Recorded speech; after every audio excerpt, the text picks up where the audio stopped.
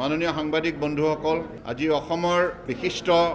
অৰ্থনীতিবিদসকলৰ সৈতে বৰ্তমান সময়ত ৰাজ্যখনৰ জনতাই সন্মুখীন হোৱা অৰ্থনৈতিক পৰিস্থিতিৰ সন্দৰ্ভত আলোচনাত মিলিত হ'ল।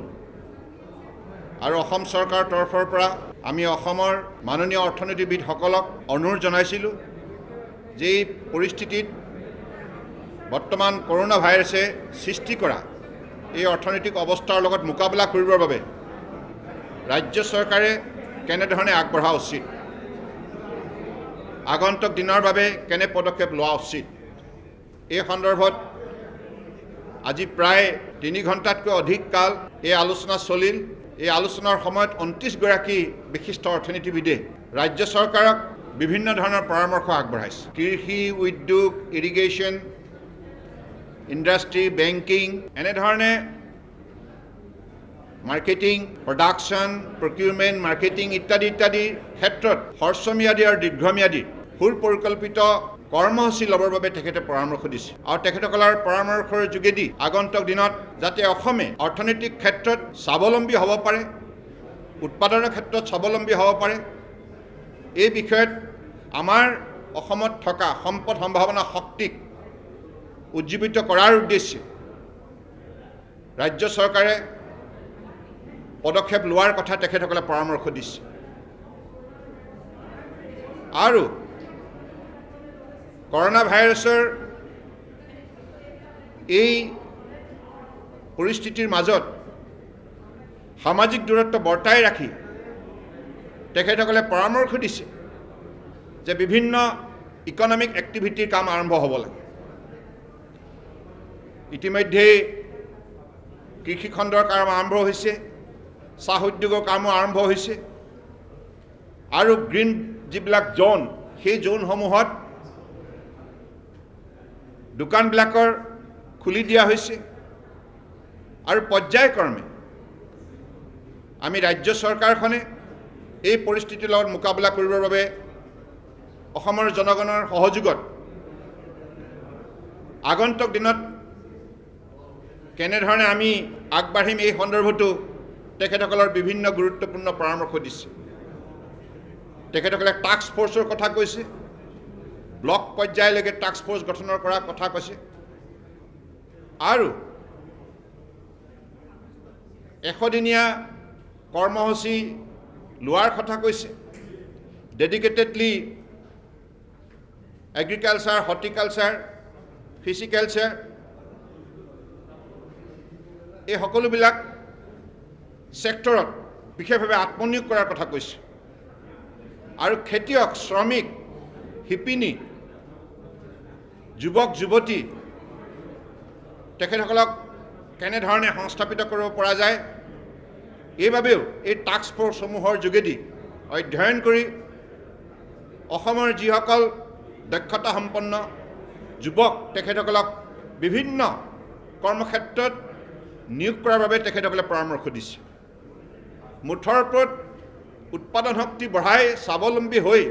অৰ্থনৈতিক বুনিয়াদ শক্তিশালীৰ ওপৰত গঢ় দিয়াৰ বাবে পৰামৰ্শ দিছে। আৰু ৰাজ্য চৰকাৰখনে আমাৰ ব্যয় ক্ষেত্ৰত প্ৰায়ৰিটি ছেক্টৰ ডেভেলপ কৰিবৰ বাবে পৰামৰ্শ দিছে। অৰ্থাৎ যিবিলাক ছেক্টৰত আমি ৰাজহ ভঁৰালৰ ধন ব্যয় কৰাৰ প্ৰয়োজনীয়তা আছে, তেনেধৰণৰ ছেক্টৰতেই ব্যয়ৰ ক্ষেত্ৰত বিশেষভাৱে গুৰুত্ব আৰোপ কৰিবলৈ তেখেতসকলে পৰামৰ্শ দিছে।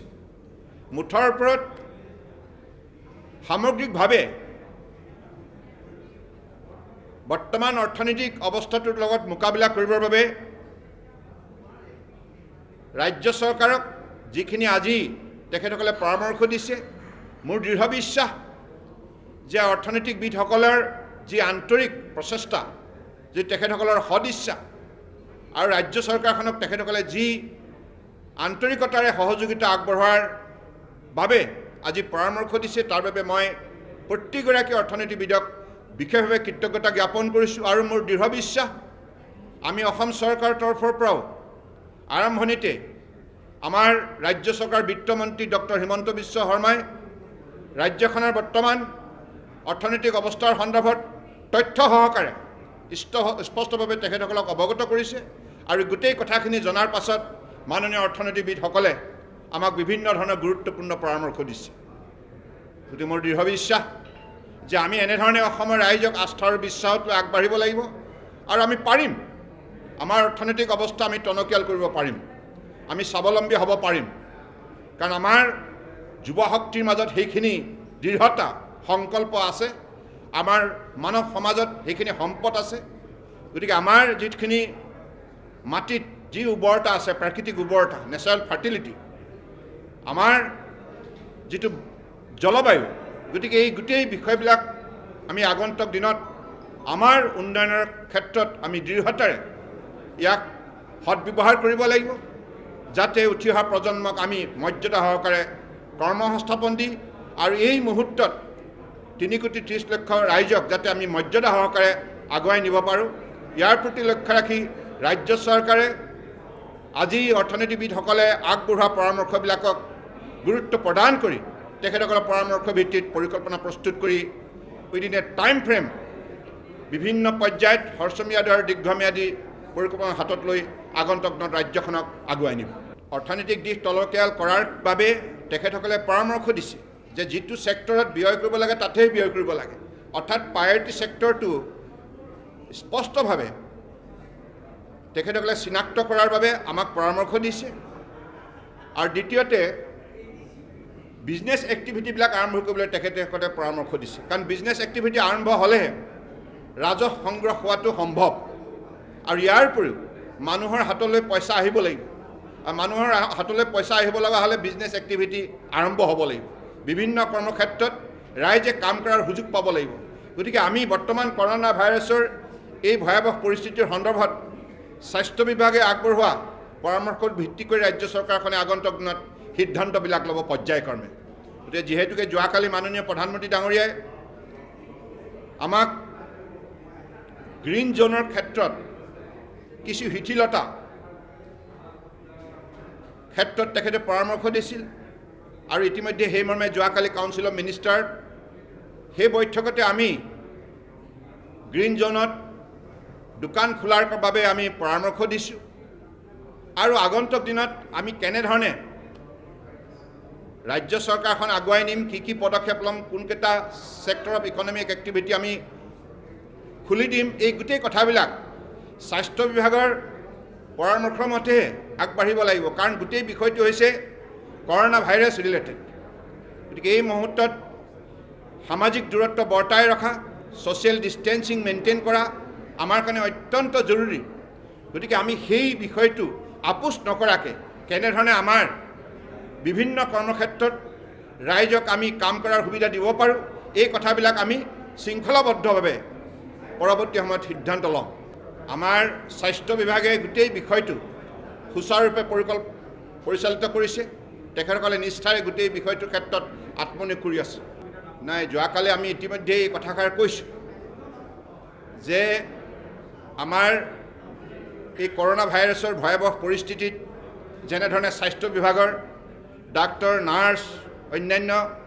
আশা কৰ্মকৰ্তা সকলোৱে যিমান নিষ্ঠাৰে কাম কৰি আছে, সমান্তৰালভাৱে পুলিচৰ পৰা আৰম্ভ কৰি যোগান বিভাগ, খাদ্য বিভাগ আৰু পৰিবহণ, শক্তি, জনস্বাস্থ্য কাৰিকৰী, অৰ্থাৎ এছেঞ্চিয়েল আৰু এমাৰ্জেঞ্চি ছাৰ্ভিচৰ লগত জড়িত সকলো বিভাগৰ কৰ্মকৰ্তাই যেনেধৰণে কাম কৰি আছে, ঠিক সমান্তৰালভাৱে আমাৰ মাননীয় সাংবাদিক বন্ধুসকলেও ৰাইজৰ বৃহত্তৰ স্বাৰ্থত তেখেতসকলে কৰোণা ভাইৰাছৰ বিৰুদ্ধে যুঁজ দিছে। গতিকে সেইবাবে তেখেতসকলৰ বাবেও আমি যেনেধৰণে পূৰ্বতে আমাৰ হেল্থ ছেক্টৰত কাম কৰাসকলৰ লগতে কৰোণা ভাইৰাছৰ লগত মোকাবিলা কৰা বিভিন্ন ছাৰ্ভিচ ছেক্টৰৰ লোকসকলক আমি 50 লাখ টকাৰ যিটো জীৱন বীমাৰ আমি আঁচনিৰ কথা কৈছিলোঁ, ঠিক যোৱাকালি আমি সাংবাদিক বন্ধুসকলৰ বাবে এই ব্যৱস্থা আমি প্ৰৱৰ্তন কৰাৰ কথা কৈছোঁ। এতিয়া আপোনালোকে জানে যে আমাৰ ৰেড জ'ন, অৰেঞ্জ জ'ন আৰু গ্ৰীণ জ'ন,